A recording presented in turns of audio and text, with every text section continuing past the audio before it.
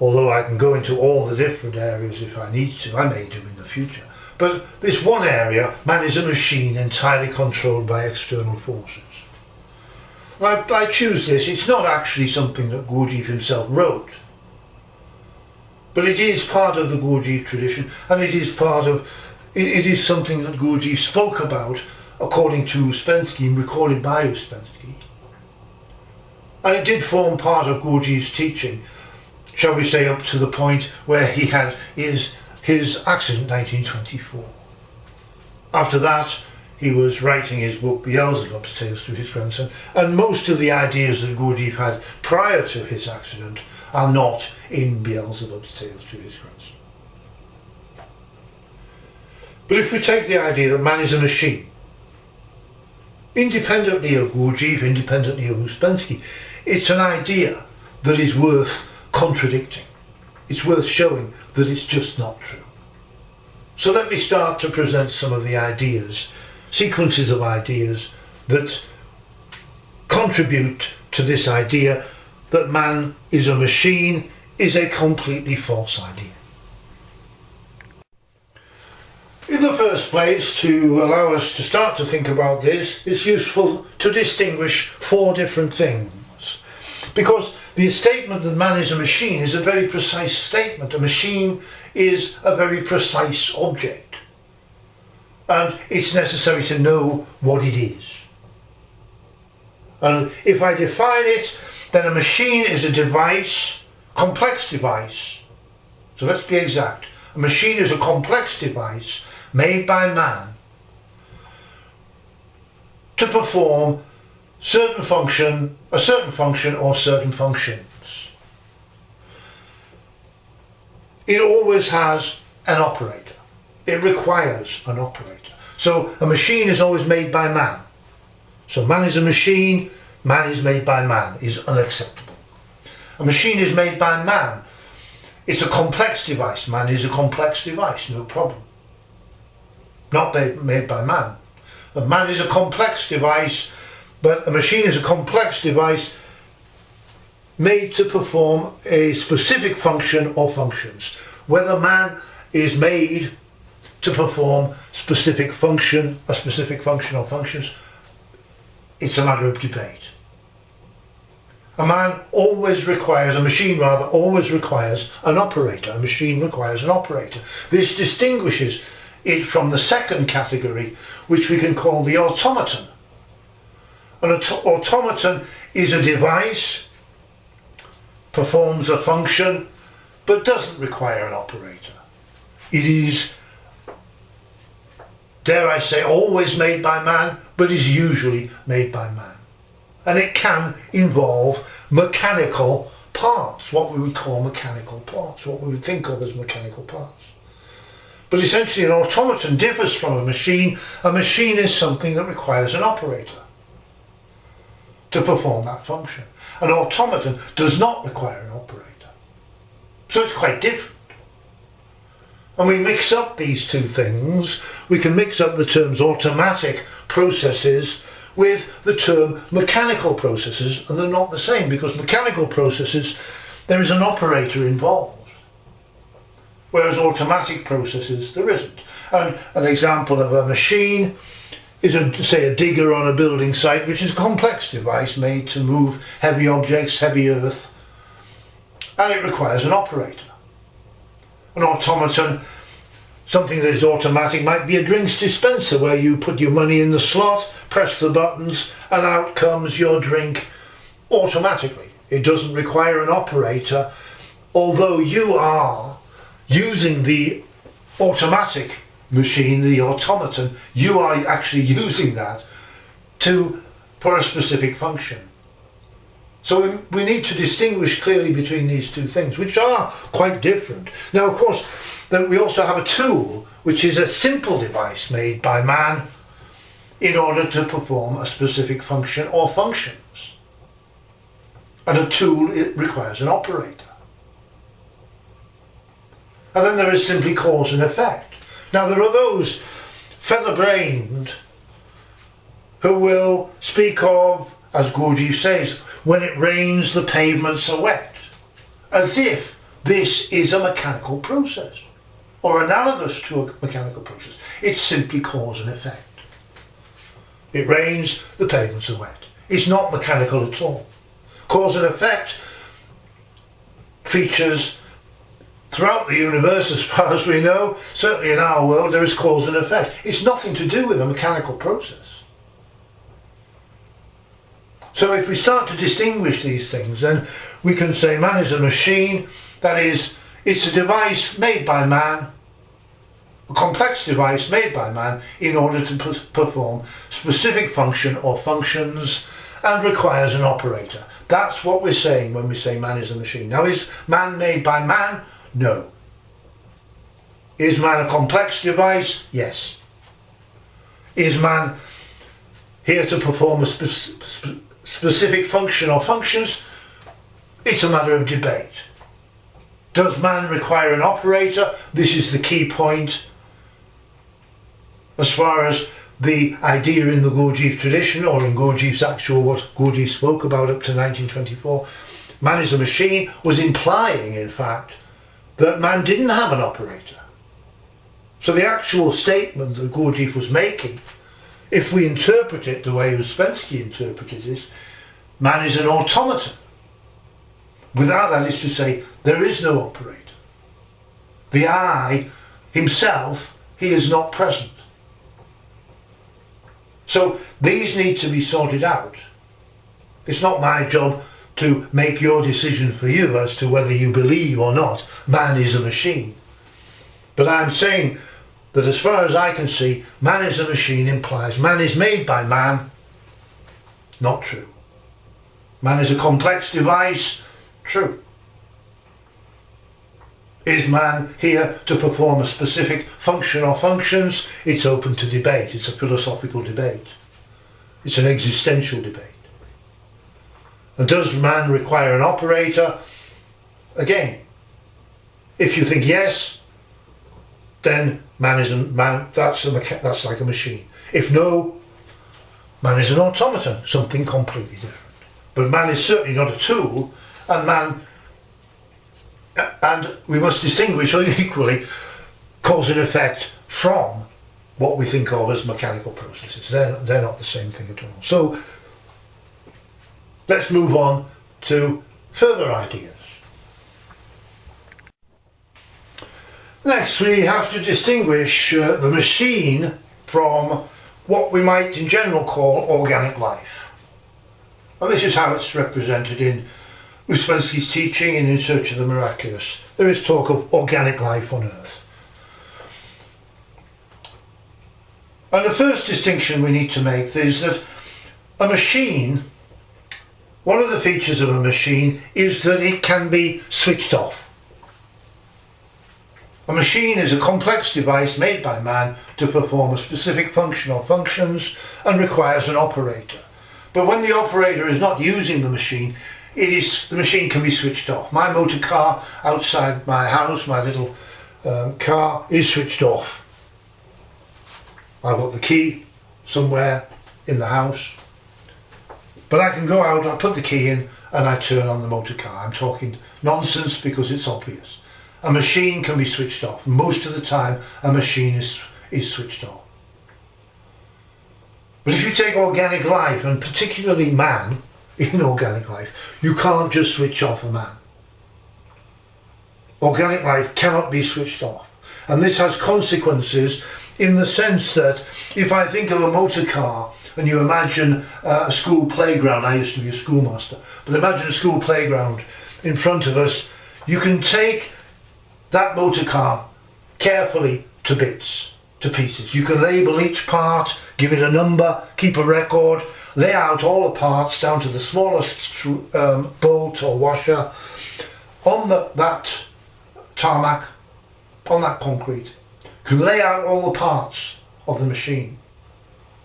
And then you can carefully reassemble that machine. You can reassemble the motor car to the point where you can simply put your key back in and switch it on again, and if you've assembled it correctly, it will start as it did before you took it to bits. That's the machine. Now, man is a machine. You can't do that with a man. You can't do that with any aspect of organic life. If you start to take organic life, any element of organic life, to bits, it dies. It is no longer organic life. And man is a part of organic life.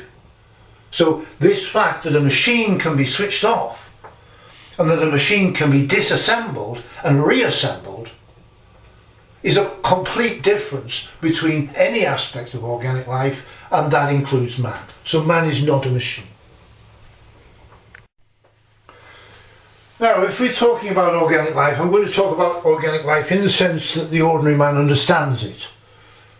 And I know that there may be scientists who can argue against me and say that there are, you'll see what I mean in a moment, that there are things, you know, viruses and other things that operate under different laws or different processes. But generally speaking, if we're talking about organic life as we know it as ordinary men and women, then all organic life, everything in organic life, comes from a seed or an egg. It grows from a seed or an egg. That includes man, individual man and woman. We come from a seed or an egg, or both, in the sense of it is a process of sexual reproduction that is involved. Now, in terms of the fact that I've just said a machine can be stopped, can be switched off, you can't switch off this chain of the chicken and the egg. What comes first, the chicken and the egg? We come from a seed or an egg. In turn, we're producing seeds and eggs, and we are producing offspring in the terms of biology. It's a chain that you can't stop, otherwise it's finished. And it is, a man comes from a seed or an egg, simple as that. It's a sexual reproduction, and it's a process of birth and growth, conception, birth and growth, that can't be stopped, can't be switched off, and it's a continuous chain that has existed into our history, and no one has any idea of its origin. Hence the question, what came first, the seed or the chicken or the egg? No one knows. It's not a process of evolution, because once you realise that organic life comes from a seed or an egg, from this continuous process, ideas of evolution, of this process evolving in some way, become absurd, and I can talk about this later on. But a machine does not come from a seed or an egg. It is manufactured, it is made by man, designed and made by man. Whereas a human being, any aspect of ordinary or organic life, actually comes from a seed or an egg. Completely different process. Now, the seed or an egg grows, and growth is does not mean just getting bigger. You might have a politician who will talk about the growth of our national product or whatever, and he means it's getting bigger. But growth, in terms of the reality of the world, in terms of organic life, in terms of man, growth does not necessarily mean just getting bigger. And we have examples when we're at school of this. What is growth? We have the butterfly, we have the egg. Butterfly lays an egg. We all come from a seed or an egg. The egg becomes a caterpillar. I'm talking primary school stuff. The caterpillar becomes a pupae. The pupae, it hatches to become the butterfly. Complete and total changes of form, changes of structure. That's growth. The other example from our kindergarten, shall we say, is the frog, where you have your frog spawn, of course. It becomes a tadpole which lives in water. It has gills, a tail, it swims. It starts to grow legs, loses its tail, loses its gills, and no longer lives in water. It's a frog. Complete change of form, complete change of structure, complete change of habitat. So growth is this complete, total change. And a machine does not change. It does not grow. There is no machine that grows. Your computer, if we can regard it as a machine, does not update itself. It does not change its form. Your toaster in your kitchen does not evolve. It does not change its form and structure to become a microwave. So total change of form and structure is a part of organic life. It's a part of man. It's a part of human life. We're born from a seed or an egg, and we grow this total change of form and structure throughout our lives. Machines don't do this. So another argument, man is a machine, absolute nonsense. Now, not only does organic life grow in this complete change of form and structure, but of course there are processes in organic life of healing, of repair, of self-repair. And a machine does not repair itself. If, let's take my mountain bike as a machine. It is a machine. It's a device made by man to perform a specific function or functions, and it requires an operator. Someone has to ride it. It doesn't wander around the streets on its own. It needs an operator. So it's a machine. But if I break the front forks of my mountain bike in an accident, it's no good me straightening out the front forks in my mountain bike, wrapping them in plaster, putting the bike in the garage for 2 or 3 weeks and expecting those front forks to heal. It won't happen. It's a machine. But as a man, I know from personal experience that if you break your leg or break your bones, I'm trying to think of some bones I haven't actually broken, but if you do that, you straighten them out or put them back together as they should be, immobilize that area as far as possible, wrap your leg in plaster, spend a couple of weeks in bed, and your leg is healed. The bone is healed. And there are so many examples in nature, in organic life, of this process of healing, self-healing. Lizards that regrow their tails, spiders that regrow legs that they've lost. But a machine is not going to repair itself. Gurdjieff went into absurdities whilst at his Institute for the Harmonious Development of Man. Absolute, total, absurd things that he spoke of and said, or analogies that he used. And one of them was that the human beings, as it were, the inmates or the residents at the Priory, his Institute for the Harmonious Development of Man, could be compared to damaged motor cars in a repair shop. I mean, this is madness. There's no comparison between a damaged human being, a man or woman, damaged, whether physically or psychologically, and a damaged motor car. There's no comparison at all. We don't repair in the same way you fix a motor car, because if we go back to what I've said, a motor car, you can switch it off, you can take it to bits and you can put it back together. If there are parts that don't work or are damaged, you can replace them so that when you put your motor car back together, it's no longer damaged. But you can't do this with a human being, you can't do this with organic life. But organic life has a process of repair or self-repair to quite a large extent, and machines don't have this. So again, man is a machine, absolutely total absurd. And absurd analogies that Gurdjieff used in this respect. Now, I've mentioned a computer or electronic devices, and these are often compared to aspects of a man, that is, the nervous system and the brain. But when we analyse this, we find that this analogy is totally incorrect. There is no real correspondence between these things. The brain does not work, the nervous system does not work anything like an electronic machine, an electronic device.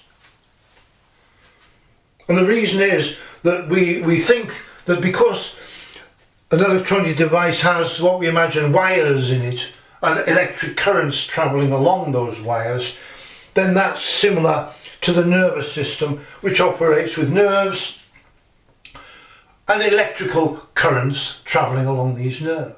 And this is correct, but the significant point about this is that the nervous system is about decisions being made, and a computer is about decisions being made. But the way the decisions are made in the brain or in the nervous system is completely different to the way in which decisions are made in a computer or similar device. The only place in the nervous system or in the brain where a decision can be made is in the synapses between the nerves, and these operate by chemical means analogous, we could say, to hormonal means or emotional means. But this is where the decisions can be made, and it's the only place a decision can be made. Once you have an electric current that starts in a wire, for example, in a computer, it's going from one end to the other, as we imagine it or as we theorise about it. Same in a nerve. The electric current starts in a nerve, one end, it goes to the other end. There's no decisions there, there's no doubt. So the decisions in terms of the brain and the nervous system are made at the synapses. But decisions in a computer are made in a completely different way. They're programmed into the computer. They're made in the past by a series of switches which involve valves, electronic valves. Later on by transistors, and then by whatever it is in a computer, the microchip that you find in a computer, which makes the decision. It's already programmed into it. But we don't have microchips between the nerves or the nerve nodes in the brain. It's a completely different process. So it's important to bear this in mind, because it is so glib and so easily taken on board. An analogy between the nervous system and the brain and a computer. They're completely different things and operate in completely different ways. And there is no real analogy between the two things. The brain is not like a computer and does not function like a computer.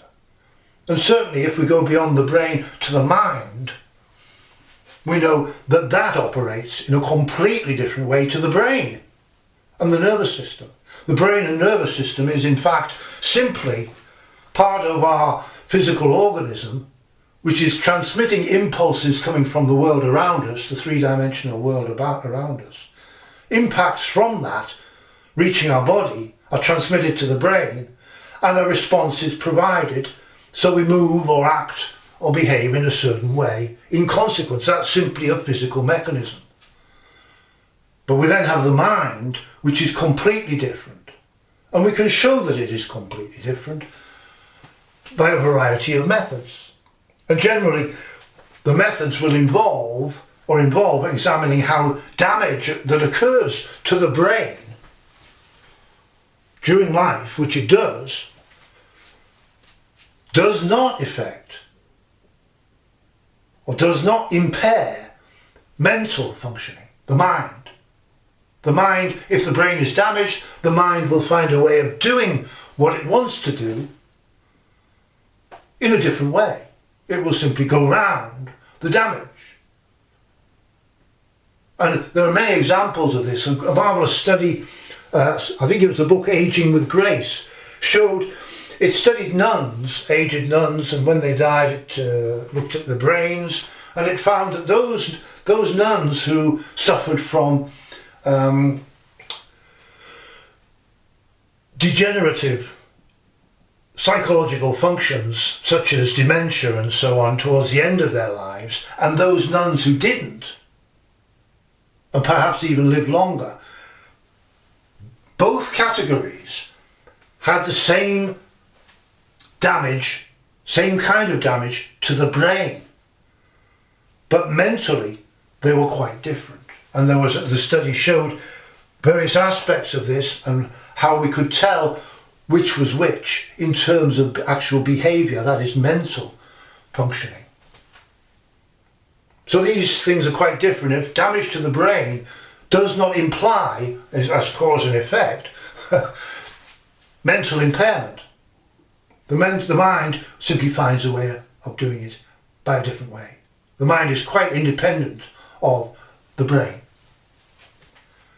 But if I go back to my original point and this idea man is a machine, complete nonsense, then the functioning of the brain and the nervous system is not in any way analogous to the functioning of an electronic device like a computer.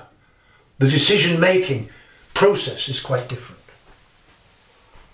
Which I think is a contribution to this idea, man is a machine, and any discussion of this idea, man is a machine, and my pointing out that it is an absolute nonsense that Gurdjieff is speaking about. Now, if we then look at how the mind works, man is a machine, we're talking about man now, and we can talk philosophically, we can talk psychologically, we can talk reasonably and rationally about the functioning of the mind. And we know that the mind operates on completely different ways to the brain. But the significance of this is that the mind also works in ways completely different to a machine. And what I mean by this is let's take, let me explain it this way. The mind works in terms of what I call the concept. The mind has a concept, the concept of a completed action. I'll give it a grand title. The mind or man operates in terms of the concept of a completed action. That is to say, if I'm seated in my armchair there, mentally, the impulse that motivates me might be a concept that I'm going to make myself a cup of coffee. And that's the impulse. So I go and make myself a cup of coffee. Now, if I was a machine, and this is a subtle difference, if I'm a machine, how does a machine, man the machine, make a cup of coffee? He doesn't make a machine doesn't operate with the concept of a completed action. A machine operates by a series of instructions. And the instructions might be, I'm seated in my armchair, first of all, stand up, turn left, walk into the kitchen, reach up to the cupboard, open cupboard door, take out coffee, take out the bag of coffee. You see, it's a series of instructions that are followed by a machine, man the machine. Nonsense, we don't do this. We have a concept of the completed action. I'm going to make a cup of coffee, boom, I just do it. I don't think I've got to stand up. How do I stand up? Right, I've stood up now, I've got to turn left, I'm going to turn left. We don't think like that. The mind doesn't work like that. The operation of man does not function in the same way as the machine functions. The machine functions in a series of operations, and anyone who worked with computers in the past, many, many years ago, you had to actually tell the computer each stage of the process on a punched card and put these in, and it would do the sum for you, it would do the action for you. But you had to work out, and you still do I'm sure in computer languages, you have to work out the exact sequence by which that operation takes place. Now a machine functions like this. It's made to function like this. It's a series of operations. If you want your motor car to turn left, you've got to turn the wheel left. But we don't, as human beings, think, I want to turn left, I've got to turn the wheel that way. We just do it. We have a concept of the completed action. We're going to turn left, we just do it. As a simple example. But a more complex example, making a cup of coffee. It's quite a complex series of actions. And if you're going to write down exactly how that will be done by a machine, it would be quite different from the human being, the man, who just thinks, I'm going to make a cup of coffee, gets up and does it. He has the idea of the whole action from the beginning.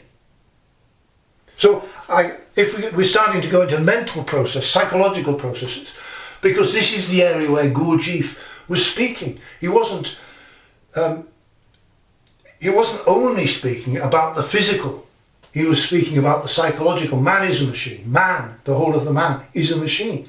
Well, it's not true, because a machine does not function mentally, psychologically, anything like the way a man works. And to make an analogy and compare the two things as if there is a possibility of a similarity is a mistake. Total nonsense. Man is a machine entirely controlled by external forces. Absolute and total nonsense. Is that perhaps enough ideas to start us off realising the nonsense that is being spoken of here?